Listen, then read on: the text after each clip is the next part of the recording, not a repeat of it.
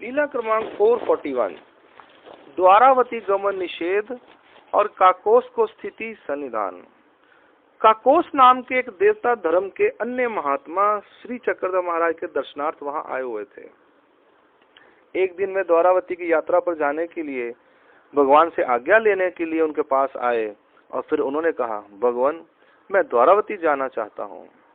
भगवान ने उसकी ओर अपनी कृपा दृष्टि से देखते हुए कहा, हे ब्राह्मण, आज का दिन यहाँ रुक जाओ, फिर चले जाना।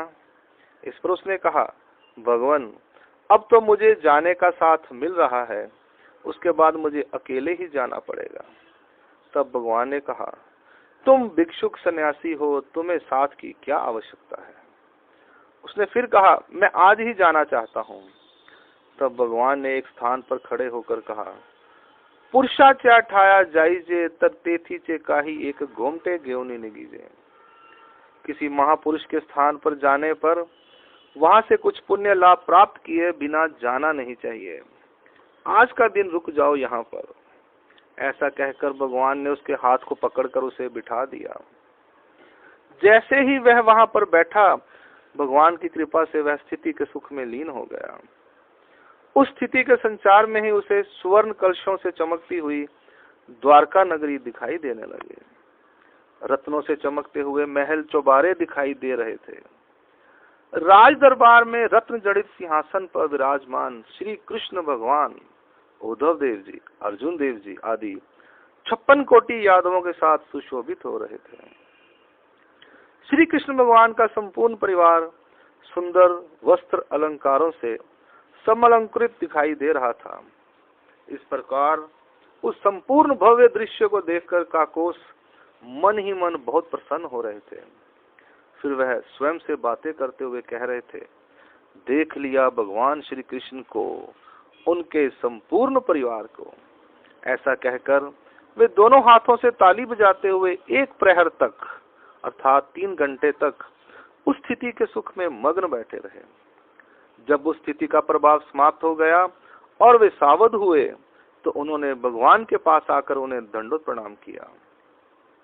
उस स्थिति के संचार में ऐसे भव्य दृश्य को देखकर काकोस को यह दृढ़ निश्चय हो गया कि सर्वज्ञ श्री चक्रधर स्वामी साक्षात श्री कृष्ण भगवान का ही रूप है।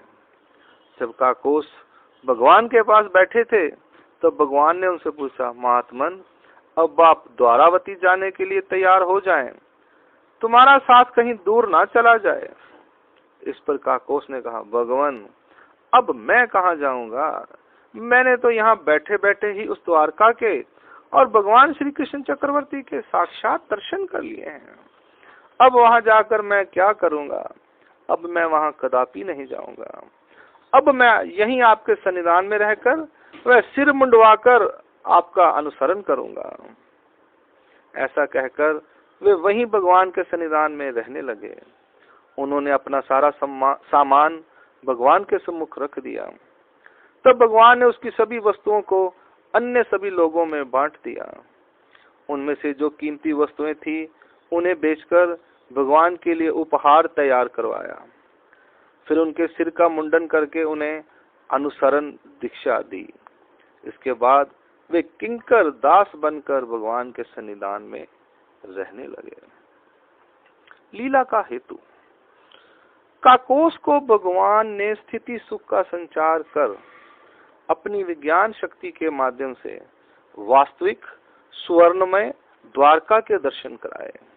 इस द्वारका के राज दरबार में रत्न जड़ित सुवर्णमय सिंहासन पर उद्धव, अर्जुन आदि 56 करोड़ यादवों के साथ भगवान श्री कृष्ण चक्रवर्ती सम आसीन थे।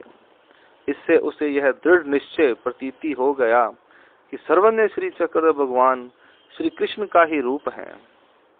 यह दर्शन वैसा ही था जैसे किसी व्यक्ति के नेत्रों में किसी प्रकार के अंजन अर्थात सुरमा के डाल देने पर उसे अद्भुत अद्भुत वस्तुएं दिखाई देने लग जाती हैं। काकोस को परमेश्वर का सन्निधान शीघ्र प्राप्त हो, यह उसका अधिकार समीप आ गया था।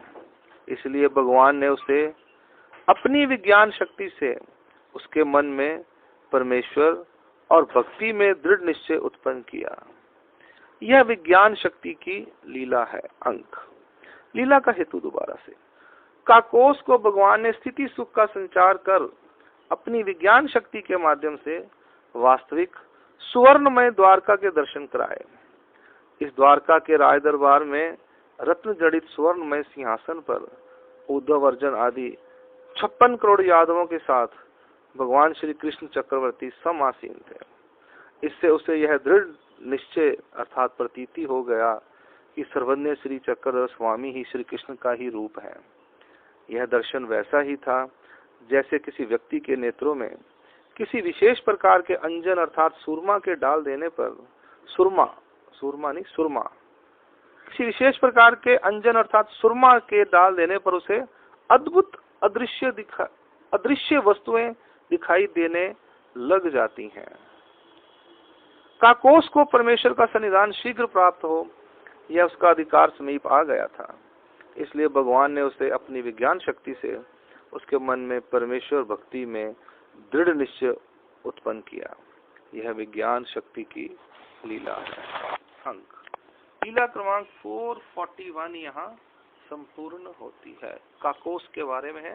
ये काकोस आगे चलकर स्मृति स्थल तक आएंगे।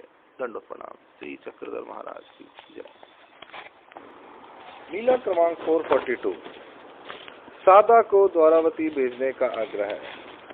एक दिन सादा भगवान श्री चक्रधर स्वामी को दंडोत प्रणाम कर स्वामी के पास बैठ गई तो स्वामी ने सादा से कहा, तुम द्वारावती की तीर्थ यात्रा पर चली जाओ। इस पर सादा ने कहा, भगवान मेरे में इतनी शक्ति नहीं कि मैं द्वारावती की यात्रा पर जा सकूं। इस पर भगवान ने कहा, माता शक्ति हम दे देंगे, तुम जाने के लिए तैयार हो जाओ। फिर सादा ने कहा, भगवान मेरे पैरों में चलने की शक्ति नहीं है। तब भगवान ने कहा, चलने की शक्ति भी हम तुम्हें देंगे। इस पर फिर सादा ने कहा, भगवान फिर भी मैं द्वारका नहीं जाऊंगी, मेरी द्वारका तो आप ही हैं। मैं आपके सन्निधान में ही रहूंगी और कहीं नहीं जाऊंगी। उसके इस अटूट निश्चय को सुनकर भगवान बहुत प्रसन्न हुए। लीला का हेतु, सादा वेदवंती अनुयायी थी। परमेश्वर के सन्निधान में रहकर ही ज्ञान प्राप्त करने की योग्यता प्राप्त हो सकती है। इसलिए वह भगवान के सन्निधान को छोड़ना नहीं चाहती थी। उसके पूर्व जन्म के अनारब्ध कर्म ऐसे नहीं थे जिससे परमेश्वर अपनी ओर से उसे ज्ञान की प्राप्ति के लिए प्रेरित करते। उसके अनागत कर्मों का योग भी ऐसा नहीं था जिससे उसके मन में स्वयं प्रेरणा उत्पन्न होती। उसका देहाधिकार भी नहीं था जिससे उसकी देहाभिमानी देवता उसे प्रेरित करती। उसे वेद होने के बाद ही बोध प्राप्त होगा ऐसा उसका पूर्व अधिकार था। इसलिए उसे अभी बोध प्राप्त नहीं हुआ। इसके बाद परमेश्वर उसे बोध और अनुसरण के योग्य करेंगे। अंक लीला का हेतु दोबारा से, सादा वेदवंती अनुयायी थी। परमेश्वर के सन्निधान में रहकर ही ज्ञान प्राप्त करने की योग्यता प्राप्त हो सकती है। इसलिए वह भगवान के सन्निधान को छोड़ना नहीं चाहती थी। उसके पूर्व जन्म के अनारब्ध कर्म ऐसे नहीं थे जिससे परमेश्वर अपनी ओर से उसे ज्ञान की प्राप्ति के लिए प्रेरित करते। उसके अनागत कर्मों का योग भी ऐसा नहीं था जिससे उसके मन में स्वयं प्रेरणा उत्पन्न होती। उसका देहाधिकार भी नहीं था जिससे उसके देहाभिमानी देवता उसे प्रेरित करती। उसे वेद होने के बाद ही बोध प्राप्त होगा ऐसा उसका पूर्व अधिकार था। इसलिए उसे अभी बोध प्राप्त नहीं हुआ। इसके बाद परमेश्वर उसे बोध और अनुसरण के योग्य करेंगे। अंक लीला क्रमांक 442 यहाँ संपूर्ण होती है। दंडोत प्रणाम।